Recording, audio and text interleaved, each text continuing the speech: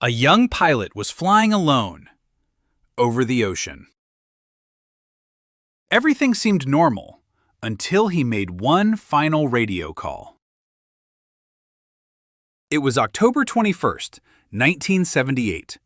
20-year-old Frederick Valentich was flying over Australia. Then suddenly, he contacted air traffic control. He said something strange, very strange. "There is a large aircraft near me. It's hovering above me." The controller told him, There were no other aircraft in the area. but Frederick insisted. He said the object had bright lights. It was moving fast, and it wasn't acting like a normal plane.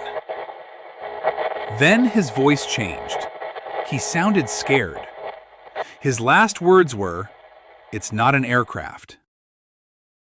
Then, silence. The radio transmission ended. His plane vanished.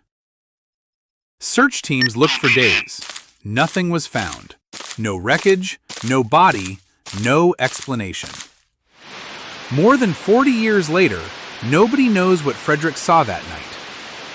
So tell me, what do you think was following him?